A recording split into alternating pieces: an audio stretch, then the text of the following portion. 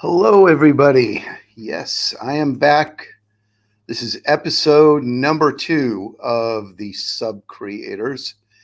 And so last week, I talked to you a little bit about my own story, about what kind of went on in my life that made me become almost obsessed with the idea of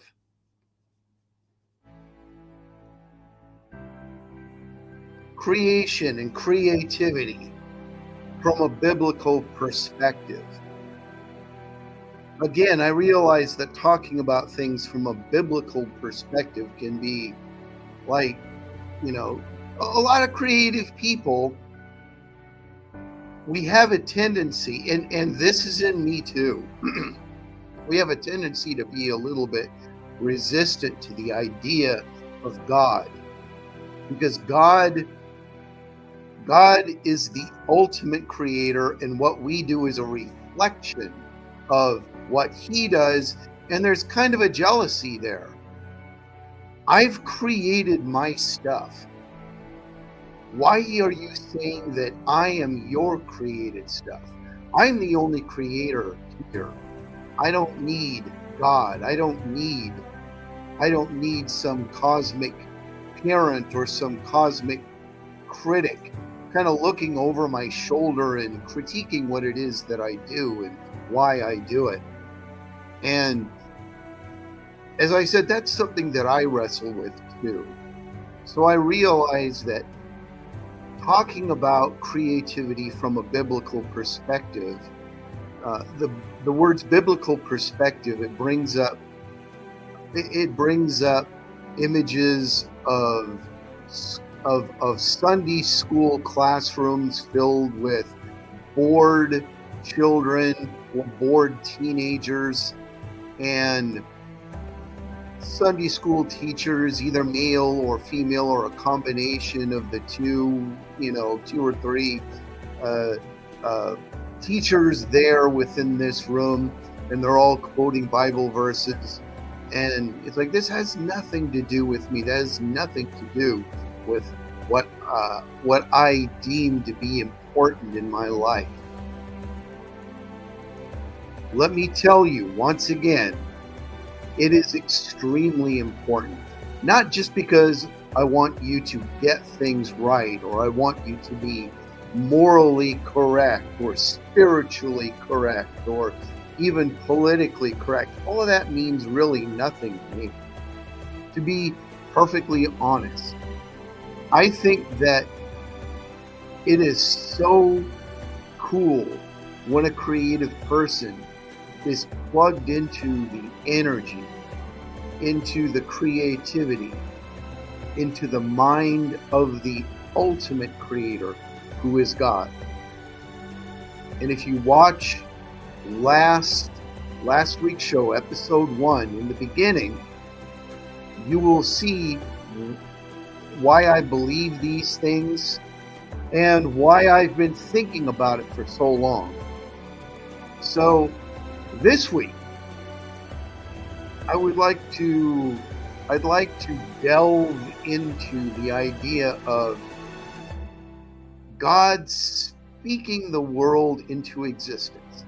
Now, here is the funny thing. We're sitting here, we're at the first part of the 21st century. We have been living with the idea that science is reality. Or let's not even say science, because science is perfectly valid. Science is a creative activity. I would say just about anything that a person can do can be thought of as a creative endeavor. It can be lawyering, legal stuff. It can be building, archaeology, research. It can be cooking, baking. It could be building apartment houses or brick and mortar stores. It could be laying down asphalt for a road. Doesn't matter. All of these things, I believe, are creative endeavors that we human beings do, and these creative endeavors are a reflection of God, as we see in the Bible. And we have been, for the last, I'd say maybe since about the 17th century, we've been laboring under the assumption that, well, it's just the way things are, that quote unquote science is reality, and the Bible, this old ancient book with a cross on it, that is fairy tales, that is fiction, that is not what is reality. And the reason why we're there here in the 21st century is because the people from Isaac Newton on, Isaac Newton believed implicitly in God. His pursuit of science was a pursuit of, he wanted to see, so how does God, I think the whole thing about an apple dropping on his head was, I don't think that was a true story, but obviously he had to have seen something dropping, him dropping something, and then it falls to the ground. Why doesn't it just float through the air? Why does it fall to the ground? Why doesn't it go up instead of down? So you had scientists that they wanted to know, how did God put this world together? There was nothing, there's God over here, and then there's science over here. There is science over here, and that's reality. Materialism is reality, and God is unreality, irrational. We have been going through about 200-300 years worth of assuming that this is the case. So there is nothing wrong at all with science.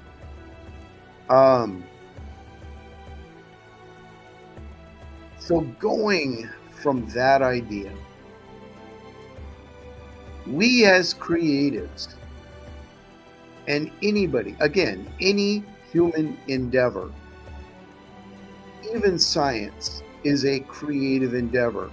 And when we do what we do, we are helping shape the world.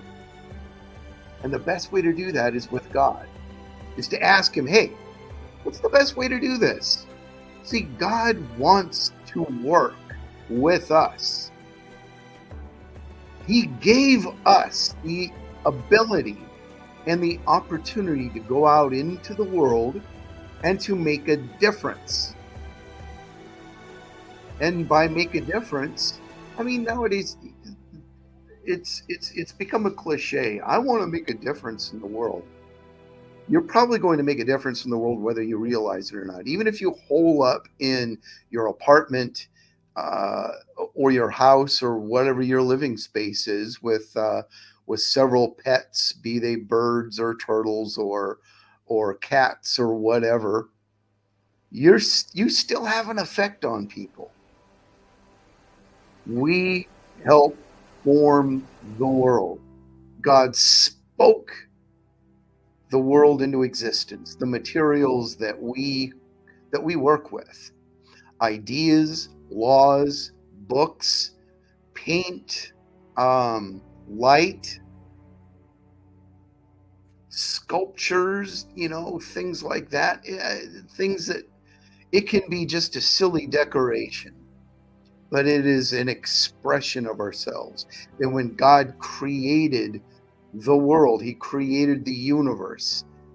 For all we know, maybe he created more than one, but we don't know, and it's not really our job to worry about that. But because we have big brains and we have very active imaginations that God gave us, we usually ask, are there more than one Are there more than one inhabited world out there? Are we the only one here? Is there more than one universe? Heck, even C.S. Lewis, um, he posited the idea. He was not against the idea of maybe there's more than one universe out there, existing at the same time and in the same place, just unseen by us and us being unseen by them. When you have an author creates many stories and many books, and they all sit, they sit on a shelf, just like this one. All the books that someone has written, these are all worlds existing side by side. So why not? And that idea of God creating the materials that we fashion things from, that is what I'd like to talk about today. And the material specifically I'd like to talk about is words. As a writer, I love working with words. I discovered how to work with words. I read the biography of J.R.R. Tolkien. He was a philologist as well as a historian of ancient Germanic cultures and ancient British cultures. He was a philologist, meaning he studied language. And you see how much he loved language when he created his own language, the languages of Middle-earth, such as Elvish. I mean, you don't really get any geekier than that, but good grief, he made good work of that. The thought that you could create your own language. Words, in a way, if you read in the Bible, that is what this whole thing is made out of. This whole universe and many others that maybe God may or may not have created, God spoke it all into existence. What does that mean? Well, here. Hang on here. Let me put on my old man glasses. So here's that old book, which supposedly doesn't mean anything anymore. It's just a bunch of fables and ancient rules and regulations. Nope. So listen to this. This is Genesis. This is the first five verses of the first chapter of Genesis. This is in the beginning. In the beginning, God created the heavens and the earth. Now the earth was formless and empty.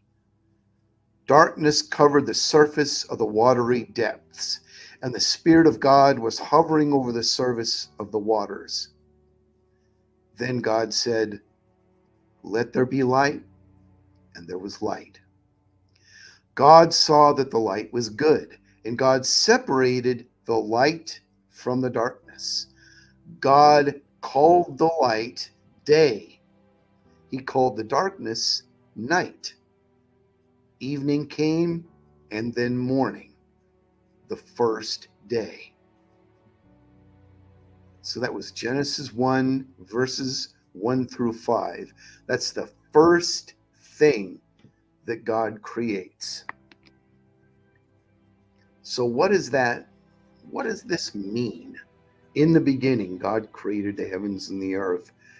Then God said, "Let there be light." That seems, again, we are laboring under hundreds of years of materialist thinking. People like David Hume, I believe he was a Scottish fellow, that basically that said, not basically, he said, he asserted that if you cannot experience it with your senses, if you can't see it, hear it, smell it, feel it, or taste it, it don't exist. Now, this is an idea that, again, we've been hearing about this for hundreds of years, but we also know that our senses are not the best in some senses. In some cases, say a turkey's hearing is much more acute than ours. That's why it's so hard. People that they go turkey hunting regularly, you think turkeys are these silly birds. They're actually very, very perceptive. They have great eyesight and great hearing. The smallest movement that you make, boom, they're gone. And of course, a much better example would be dogs. Dogs have a very acute sense of smell. They apparently they can't see colors. I think that's a thing, but their eyesight is not the best. But man, they can smell things from miles away. They can track they can track one tiny little scent over great distances. And their hearing, they hear into registers that we can't hear. Who can say that there are not perceptive, that there are senses that are out there that we don't know about? Now, we don't know about them, and that's the point of people, materialists,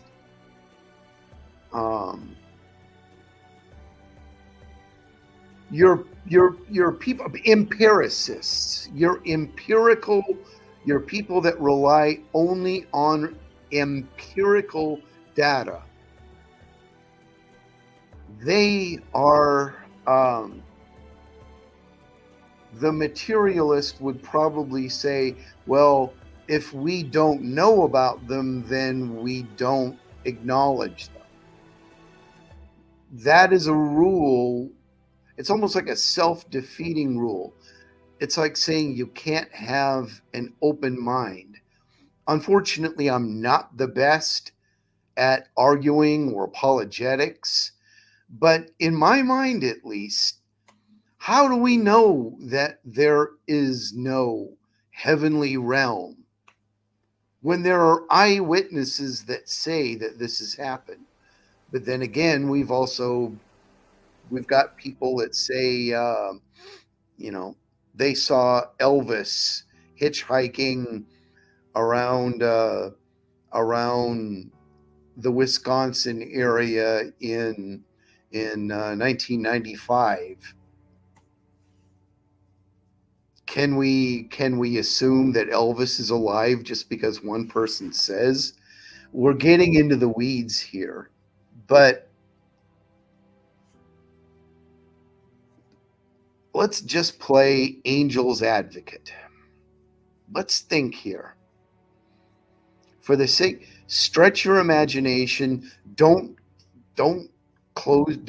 be closed-minded. Think. God spoke the universe into existence. I believe this. And to be honest, I don't think there's anything that I can do to convince I don't think that I could have gone to Stephen Hawking and got him to believe that God spoke the universe into existence. With his voice simulator, he probably would have taken me apart and, gone on his way. But the creative part of me, the writer part of me, thinks that if that possibility is real, and I believe it to be real, the idea that the universe, that everything, our reality was spoken into existence, that's wonderful to me. That is a good thing. Some people think, what if God exists? Oh my gosh, things are going to be awful if God exists, because they have the idea of God as a big grumpy cosmic old man in the sky that's ready to yell at you the minute that you start talking a little bit loud. That's not God. God is patient. God is kind. I guess if you can use my witness, but the first 5 verses of the Bible, it describes God saying, "Let there be light." And if this is true, then our origin way back when was outside of this universe. And our origin was words. What kind of words? Could you have heard them? I think that if we heard them, it would probably undo us. We would probably fall down dead because we wouldn't be able to handle it. It would be too complex for us to understand.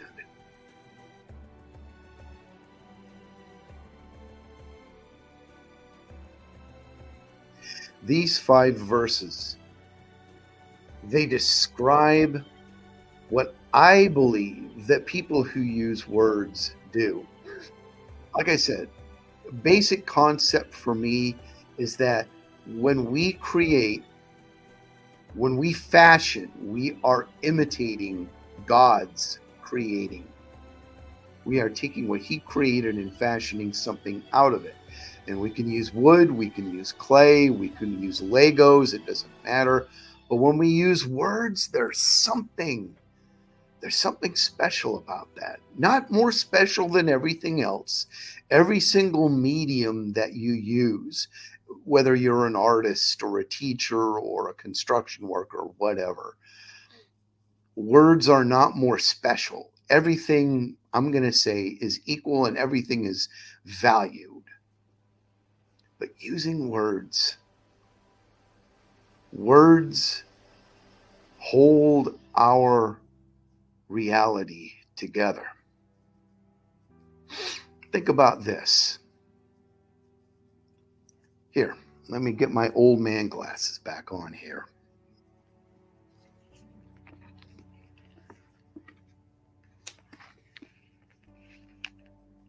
Then God said, "Let there be light," and there was light.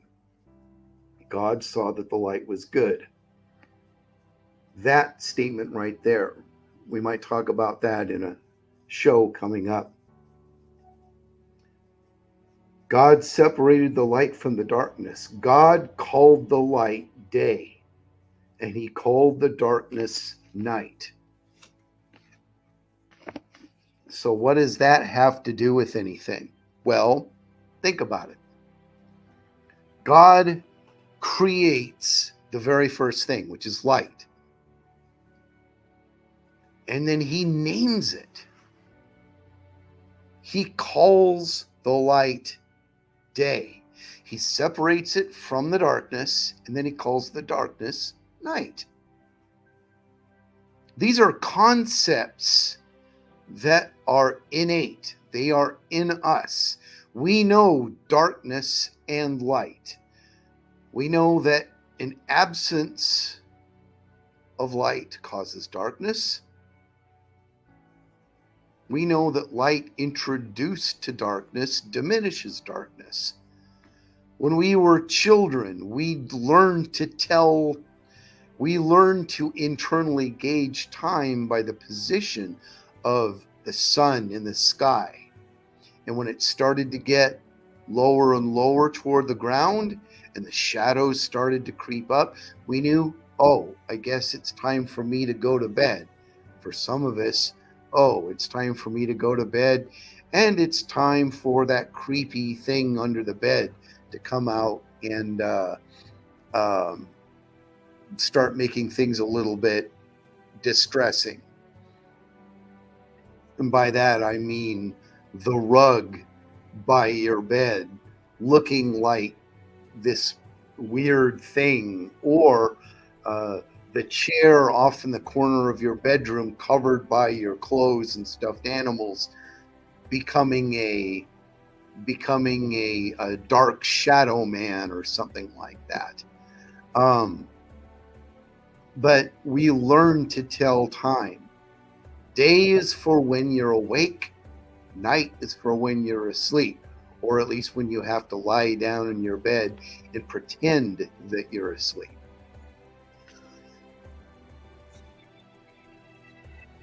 God created light, and he named it. Naming is very, very important. It's a powerful, powerful thing. If you read in the Bible, and I'm going to come right out and I'm going to encourage you, even if some of what you read there you don't understand, and some of it may shock you, some of it may offend you, but again, I encourage you, keep an open mind. I've read the Communist Manifesto. I've read things that I completely disagree with, but read the Bible. Just read some stuff in it. And in the book of Genesis, the first thing after God creates Adam, he tasks him with naming all the animals. And naming is a powerful thing. In the Bible and outside the Bible, I mean in modern day. So when I would teach, I would have students that would insist, yeah, the rules say that my name is this, but I don't go by that name. I want to be called this name. That almost made them into a whole different person, at least in their mind. Naming is powerful. And that's what God does when he creates the light. He creates something and then he names it. Naming something, it helps reveal its character. When a man and a woman have a child and they name the child, if they're not a complete doofus about it, like some Hollywood celebrities, I'm remembering Frank Zappa naming his daughter Moon Unit and his son Dweezil just to be transgressive. You know, Frank Zappa, what the heck ever. But naming, you have this name, and if your name is Dweezil, your people are going to go, his name is what? And then you get treated in a certain way. I mean, listen to that song, Boy Named Sue. That's that song, the story that song tells is of a man that hates his name so much, he's going to go find his father that named him Sioux, Sioux, like the Indian name. But yet it sounds like Susan. He's going to go find his dad and shoot him for it. And at the end, his father says, yeah, I named you that to make you strong. A name, it helps. It puts the finishing touch. It's like the membrane on a single-celled organism. You destroy that membrane, then all of the stuff in the single-celled organism, all the protoplasm and stuff it runs out. The name, in a way, is what contains you. It binds you together. And if you hate your name, a good thing to do is, if you don't want to change your name, change how people think about that name. I've always hated my name, Jay. Jay Gunter. Jay sounds, it's always sound wishy-washy to me, Jay. But if I wanted to, I could go out and I could be the kind of man that is not wishy-washy or weak or whatever it is that I think the name Jay means, and let people say, okay, Jay, that's a cool name. He's a cool, when people put your name and your face together and you do awesome things, when you are a stand-up person, then that name becomes vindicated.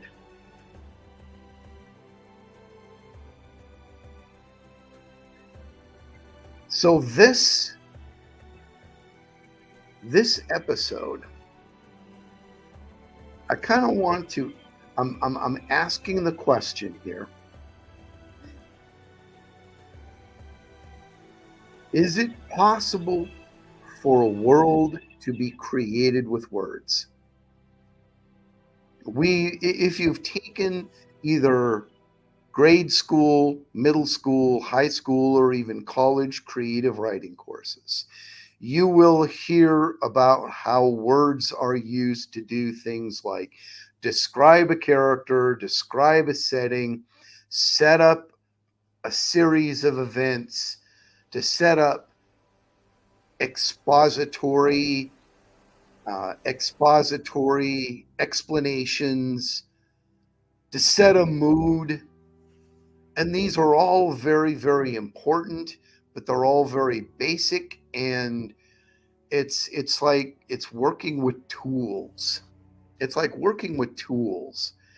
And instead of worrying about the tools, I want you to think about words can actually create or sub-create. They can help fashion a world. Can this work? So using the biblical example of Genesis, God speaking light into existence and then naming it. So one of my favorite authors of all time was a man by the name of Arthur Machen. Arthur Machen was known for his supernatural horror stories. And Arthur Machen, he wrote about otherworldly beings, about realities, especially dark supernatural realities that are leaning close into ours. And he was a Welshman. He was actually from the part of Wales where King Arthur he supposedly had his Knights of the Round Table in this area where Arthur Machen lived, and he was a preacher's son, and so he was also very solitary, and he would go throughout these wild domed hills of Wales and these dark glens, these wooded glens. And these settings just unleashed his imagination. Now, he went to London and he tried to make a living there, like Robert Louis Stevenson or some of the authors of the day. He was really he lived in the Victorian era. Victorian England, and he tried to make it in London, and he just couldn't do it. Um, I don't have the actual words that he said, but it's like, I try to make a living at this. I try to be a writer. I try to get my name out there, but nobody seems to care. I feel like I'm stumbling around in the dark, and I'm barking my forehead on low walls and things like that. But he had such an imagination that one story in particular, he did a number of them, but one of the biggest things, and it caused quite a scandal at the time, it was a story called The Great God Pan. And it's very esoteric, very supernatural. There's a lot of occult things to it that are actually were in existence back then. He actually made a living translating ancient occult documents and things like that. That's one of the things that he did. He eventually kind of dropped all that, became a practicing Catholic, if I remember right, and then retired after becoming a news reporter. But he had, because of his upbringing and this knowledge of esoteric occult knowledge, the Great God Pan, it scandalized people. I encourage you to read it. If I say what it's really about, it's going to be a major spoiler. And yeah, the thing's from Victorian England, but I really encourage you, find a copy of Arthur Machen. But I'm going to read something. One of the things, because he was a preacher's son, there was a huge outpouring there was a great revival that came out of Wales. And people would listen to preachers from Wales preach. And it was like, because we're not in a time where there's television or movies or radio. There's the theater, but only the richest of the wealthiest can really go to something like that. So people would go to sermons, and they would listen to very complex, the way that a preacher would preach a message. It would be spellbinding, and there was something very, very that tradition affected Arthur Machen a lot, and he wrote in a way that was very much like an enchantment. The words that he used, they were powerful. Let me read to you a small portion of The Great God Pan. It's actually not that small, but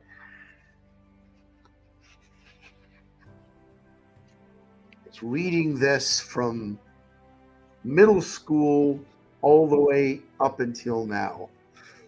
So to set the scene, you have a Dr. Raymond who is about to conduct a questionable operation on a test subject, and then his friend Clark, who is there to observe. And Raymond is getting everything ready for the experiment. He lets some ether out into the air, which is like it's basically like an anesthetic or something that's going to put somebody under. But it begins. I hope the smell doesn't annoy you, Clark. It's nothing unwholesome about it. It may make you a bit sleepy, that's all. Clark heard the words quite distinctly and knew that Raymond was speaking to him. But for the life of him, he could not rouse himself from this lethargy. He could only think of the lonely walk he had taken 15 years ago. It was his last look at the fields and woods he had known since he was a child, and now it all stood out in brilliant light, as a picture before him. Above all, there came to his nostrils the scent of summer, the smell of flowers mingled, and the odor of the woods, of cool, shaded places, deep in the green depths, drawn forth by the sun's heat, and the scent of the good earth, lying, as it were, with arms stretched forth and smiling lips, overpowered all. His fancies made him wander, as he had wandered long ago, from the fields into the wood, tracking a little path between the shining undergrowth of beech trees, and the trickle of water dropping from the limestone rock sounded as a clear melody in the dream. Thoughts began to go astray, and to mingle with other recollections. The beech alley was transformed to a path beneath ilex trees, and here and there a vine climbed from bough to bough, and sent up waving tendrils, and drooped with purple grapes, and the sparse gray-green leaves of a wild olive tree stood out against the dark shadows of the ilex. Clark, in the deep folds of dream, was conscious that the path from his father's house had led him into an undiscovered country, and he was wondering at the strangeness of it all, when suddenly, in place of the hum and murmur of the summer, an infinite silence seemed to fall on all things, and the wood was hushed, and for a moment of time he stood face to face there with a presence that was neither man nor beast, neither the living nor the dead, but all things mingled, the form of all things, but devoid of all form.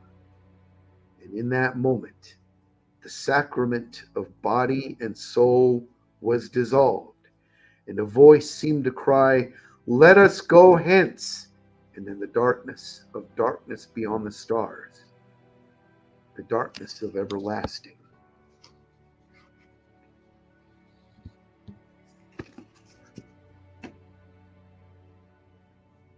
That is an enchantment.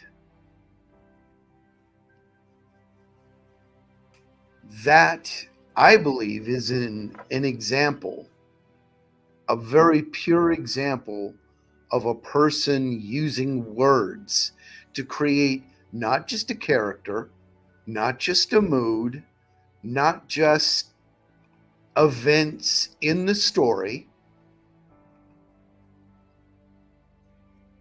but using the very power of words to help fashion a sub-created world, a sub-creation, a secondary creation. This is a term that Tolkien used, that you can use words to fashion a world, not in the same way that God does, but in an imitation, a reflection of what God does.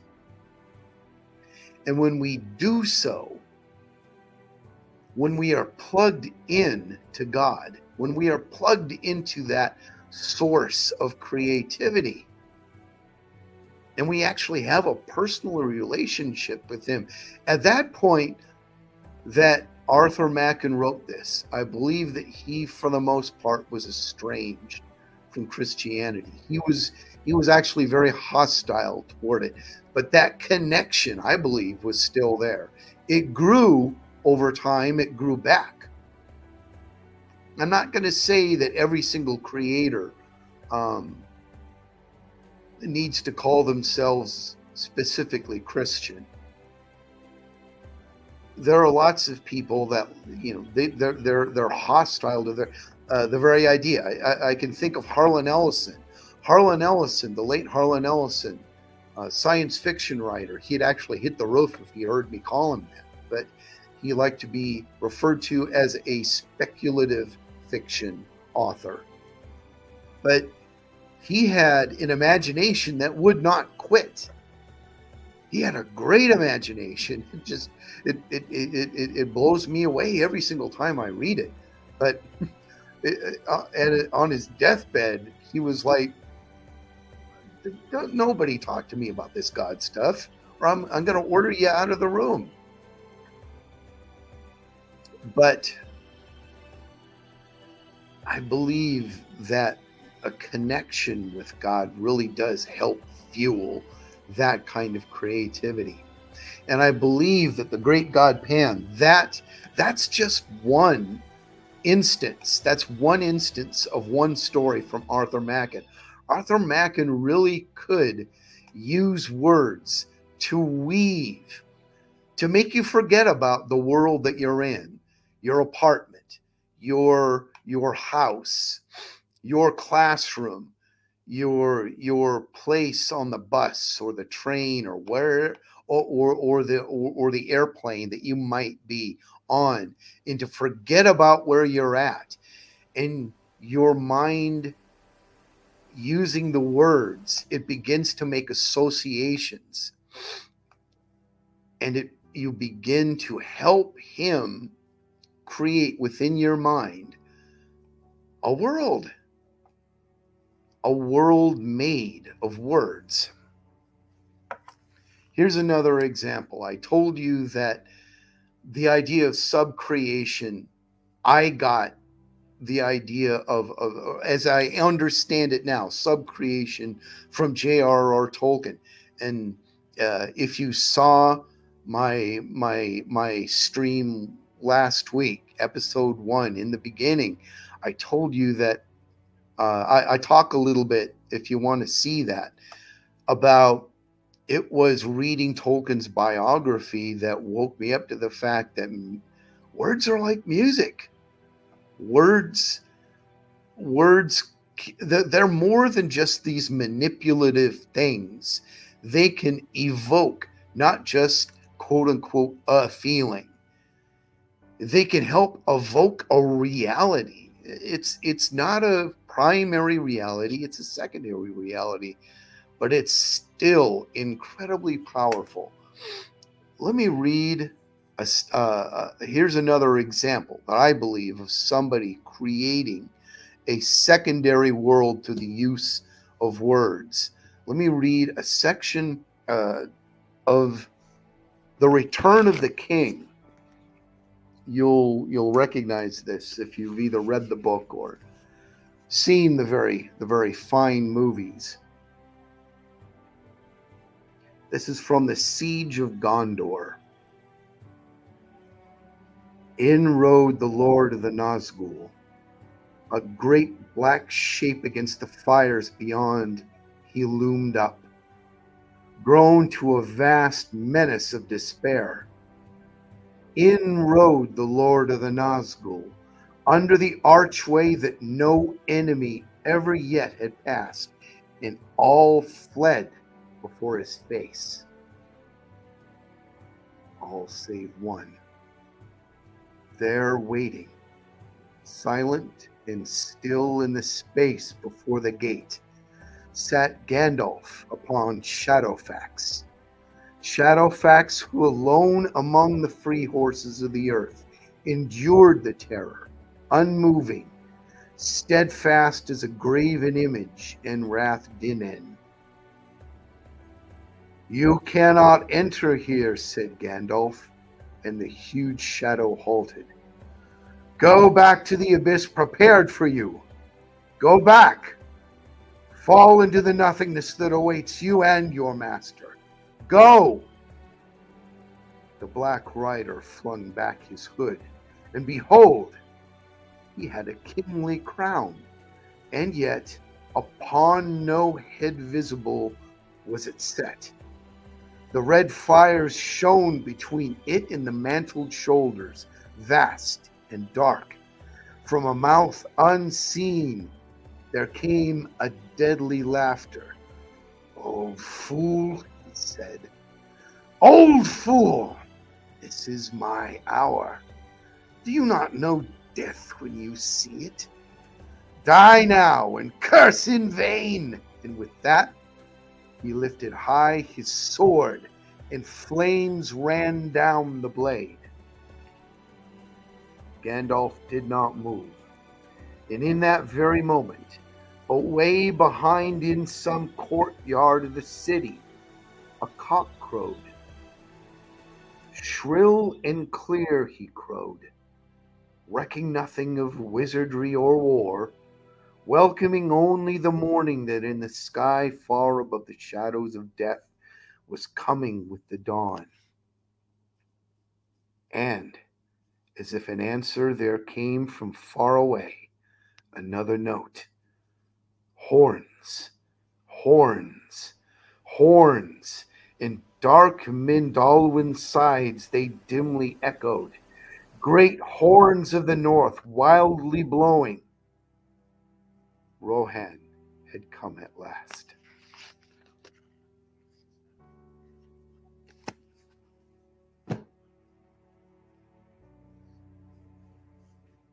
So countless English classes will take that passage that I just read, and they will break it down into its parts. They will talk about story arcs and character arcs, and they will talk about the use of words and diction and all of these things. And these are all important.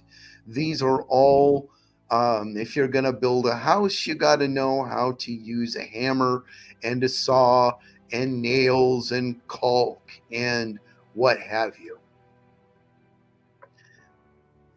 But once this thing is assembled, when you read that passage and others within Tolkien's secondary world, there is an immediacy to the events. Both Tolkien and Machen, they use a certain cadence. That's why it's so close to being an enchantment. No, I'm not talking about real magical spells here or anything like that. But there is something very powerful to it. There is something spiritual to it.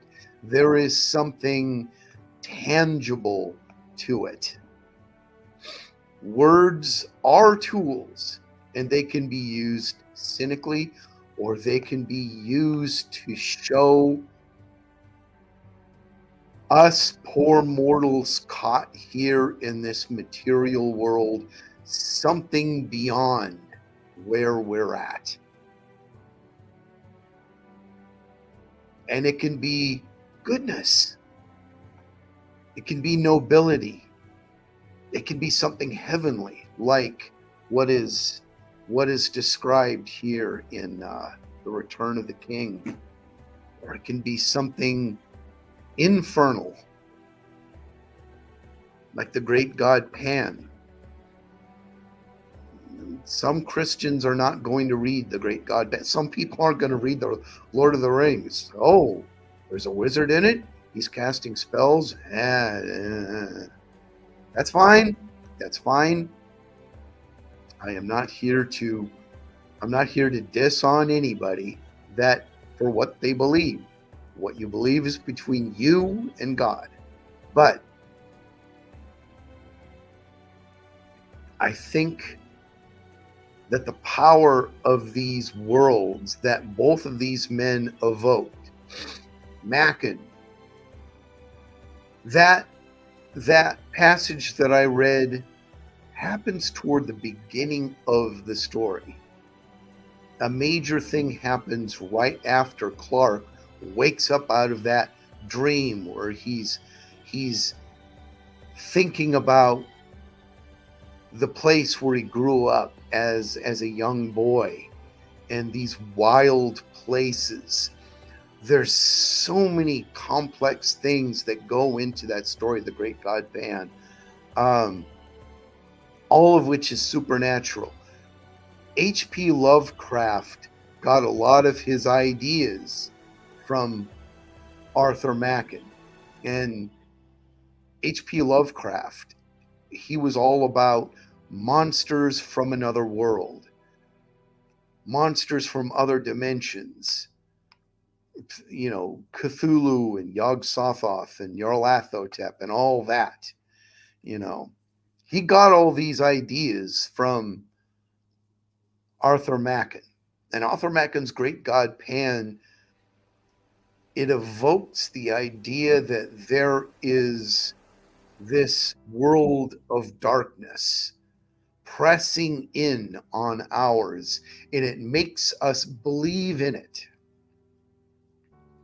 That's the thing about both Machen and H.P. Lovecraft, is they turn the world into a Halloween haunted house. They turn it into, if you're not from the Spokane Coeur d'Alene area, you will know that if you are, you'll there's a place called Silverwood in the Coeur d'Alene area, you know, way north of Coeur d'Alene. And in Halloween, in the month of October, this kind of Northwest version of Six Flags over Texas, or Knott's Berry Farm, it's a roller coaster and ride kind of place. But during Halloween season, they turn this place into one big haunted house, with all of these different rides that are scary and people dressed up in Halloweeny outfits, weird China doll women and floppy killer scarecrow guys, and you know, big guys with chainsaws. You know, that's what Machen did.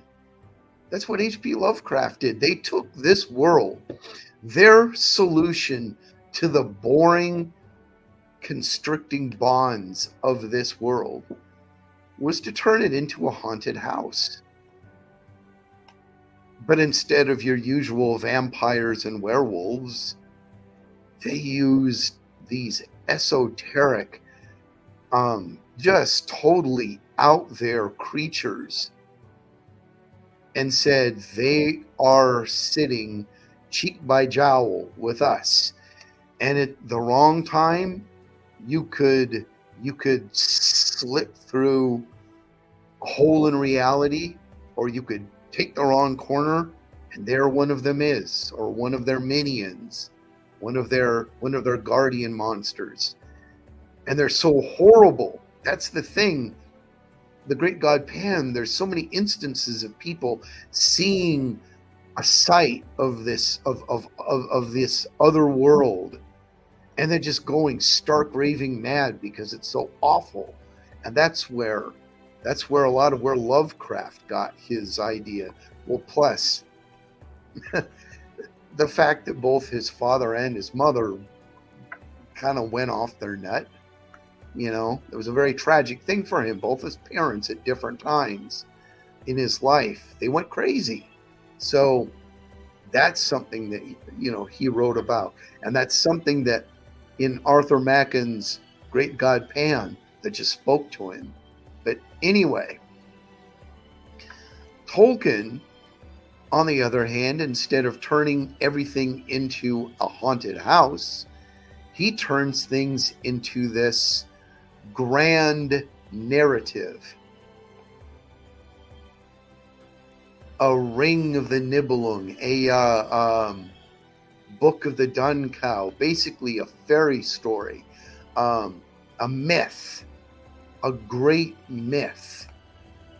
And he used language to evoke these myths. He created a myth of heroes and villains and fantastic places with fantastic names. You want to talk about naming? Tolkien was great at names. and they all conformed to the language that he made up. It's awesome what he did. So those are two examples of somebody creating a world using words. And every single writer, even comic book writers, they do that. They use words to evoke something. When I write a comic book script, a graphic novel script, I write in a way that I hope is going to play upon the artist's imagination, so that when they draw these panels, these characters, these events, that I will evoke a sense of terror or hope or grandeur or heroism and sacrifice or love and redemption. These are things that any writer can do. It doesn't matter if it's Herman Melville, doesn't matter if it's Charles Dickens, doesn't matter if it's Stephen King. Everybody tries to do that, and everybody does it in their own way. Some people write with absolutely no emotion whatsoever. But everybody has this world that they're trying to build, a secondary world, and they're doing it with words. So let me do one final example. And people might, your complex, really smart, educated type people would they would, again, your English professor would go, okay, well, this is manipulative because of A, B, and C. But I would say that there is something going on here a little bit more than just manipulation. But it's very much calculated, the kind of language that's used. This is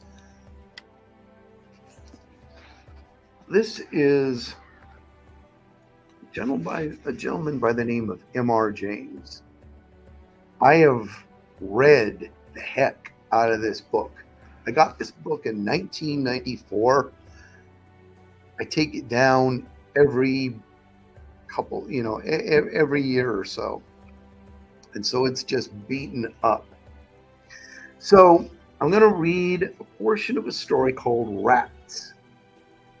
And it's a horror story. M.R. James was known for horror stories, particularly ghost stories, very grisly ghost stories. When I read M.R. James, I had kind of given up on the idea of horror stories. I hadn't given up on them, but I kind of silently went, there's nothing out there. I've read everything. I've read Stephen King. I've read Robert Bloch. I've read, again, Lovecraft. I've read Ramsey Campbell. And I would read things from Joyce Carol Oates, and I'm trying to bring up various ones. No one's coming to mind, unfortunately. But especially modern American ones. It's always this wishy-washy, namby-pamby. The narrator of this story that had this horrible supernatural experience, was it just all in their mind? And it's like, after a while, like, okay, whatever. Or even more trying was the modern American horror story that it had nothing. It wasn't scary. Everybody, especially in the 1980s and then into the 90s, you had your horror punk movement going on, your Clive Barkers, your Skip Inspectors, your Joe R. Lonsdale. And I'm not bad mouthing any of them. What they do, what they did is what they did, and what they do now is what they do now. But after a while, I just got really, really sick and tired of. It was very postmodern, and there was just so much psychological gobbledygook and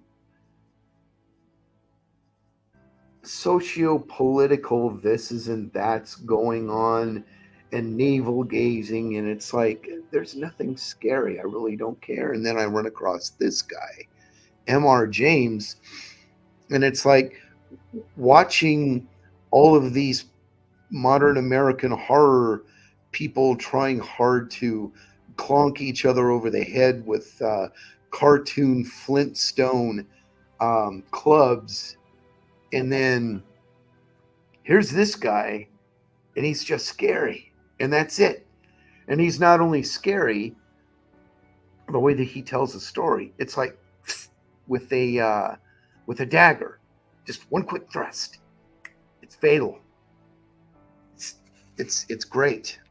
So this is a story called Rats, and Rats, it's a ghost story about a traveling individual who goes to an old inn, and he's told to stay out of a certain room.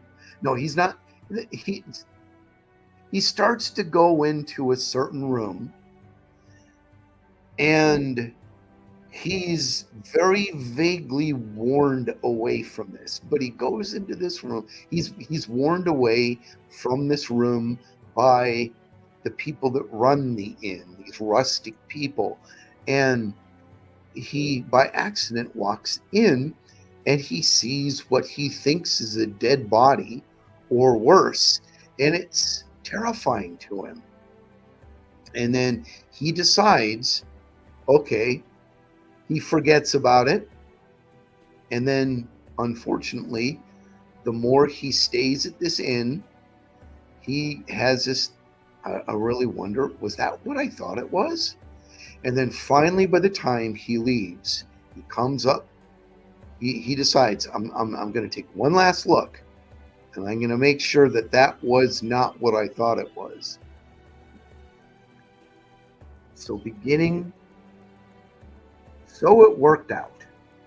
The bill was paid, the consequent small talk gone through while the fly was loaded. Pleasant part of the country, been very comfortable, thanks to you and Mrs. Betts. Hope to come back sometime, on one side. On the other, very glad you found satisfaction, sir. Done our best. Always glad to have your good word. Very much favored we've been with the weather, to be sure. Then, I'll just take a look upstairs in case I've left a book or something out. No, don't trouble. I'll be back in a minute. And as noiselessly as possible, he stole to the door and opened it. The shattering of the illusion. He almost laughed aloud. Propped, or you might say, sitting on the edge of the bed was nothing in the round world but a scarecrow. A scarecrow out of the garden, of course, dumped into the deserted room. Yes, but here amusement ceased. Have scarecrows bare bony feet? Do their heads loll on to their shoulders? Have they iron collars and links of chain about their necks? Can they get up and move, if never so stiffly, across a floor, with wagging head and arms close at their sides, and shiver?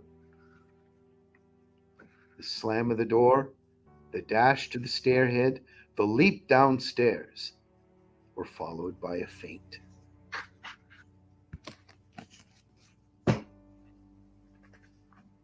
Strategic use of words. He starts out, M.R. James does, he has you in this character's shoes, worrying about what it is that he might or might not have seen, and he has him going through all of the trivial details of being in a country inn and keeping himself amused and seeing the local sights, and this thing keeps building in his mind, larger and larger and larger. And then in the scene that I just read, the scene I just described, the language used, it's the same rush that you would encounter in that instance. You would see that and you would think, those are the thoughts that you would think. Oh my gosh, it's just a scarecrow. Wait a minute, it's getting up. Wait a minute. I start seeing all these details. Collar on its neck. Its head lolling back, and it's going back and forth as it's walking toward me. The language used created that scene, that world, that character. It created a link between your mind, the reader's mind, and this imaginary world, this secondary world. That is something, if I had the book here, I would read the passage. But Stephen King talks about in his book On Writing, he talks about how when he writes a scene, he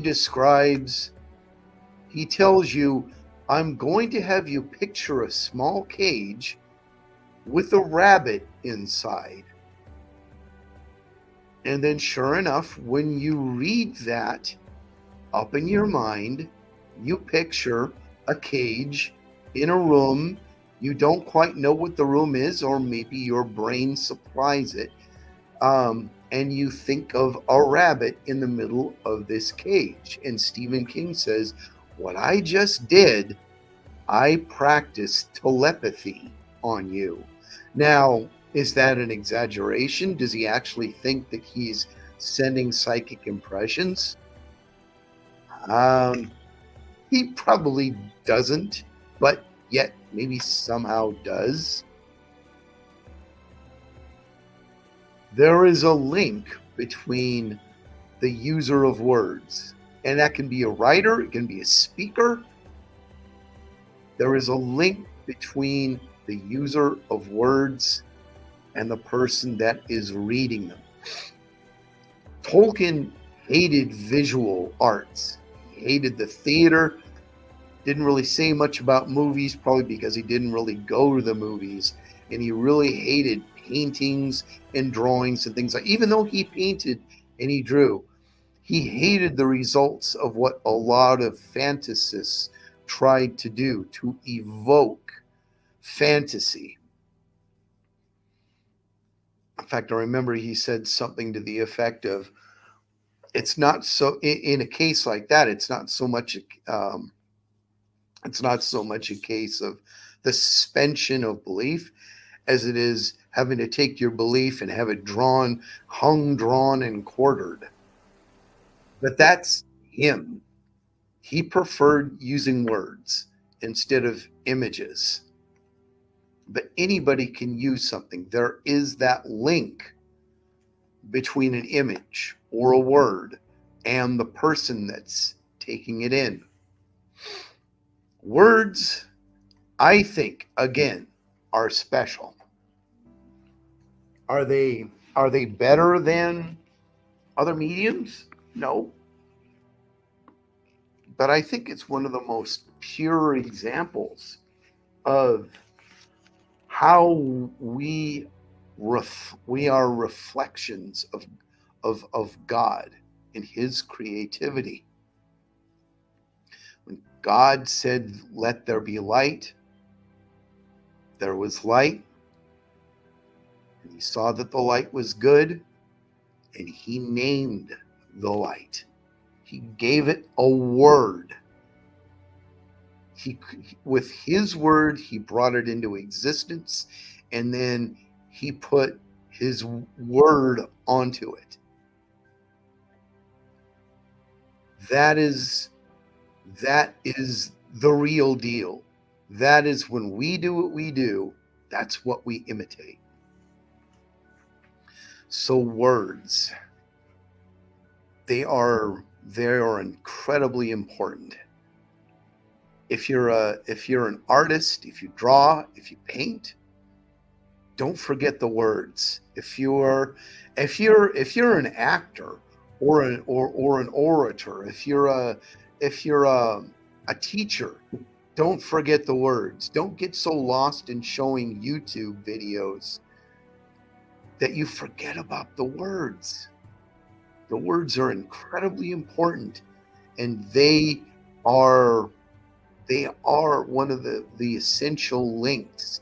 I say that they're probably one of the primary building blocks to creativity itself. All right. So I haven't even taken a look at any comments. I don't even know if there's no comments. Very good. That's fine. I'm hoping to get more and more used to this. I'm a lot more comfortable than I was last week. Anybody has any comments, feel free to start leaving them. I will try to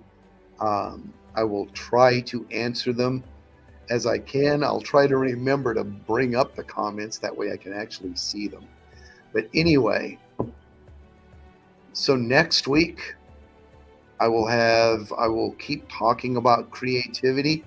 And as I said last week, I'm going to start talking to various people, bringing them on and having conversations.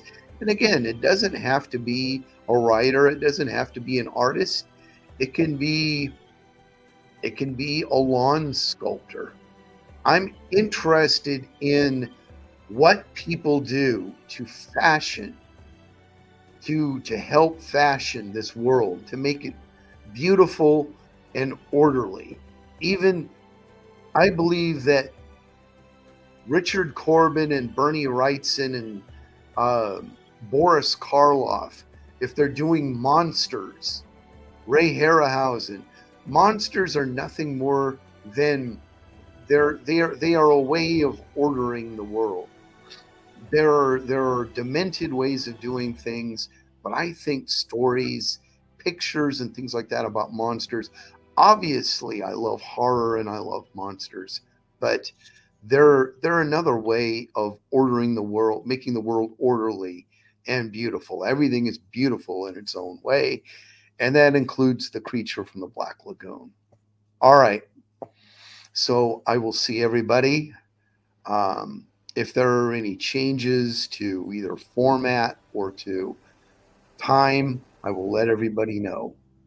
Thank you very much for spending some time with me, and I will sign off. I will see you guys very hopefully next week.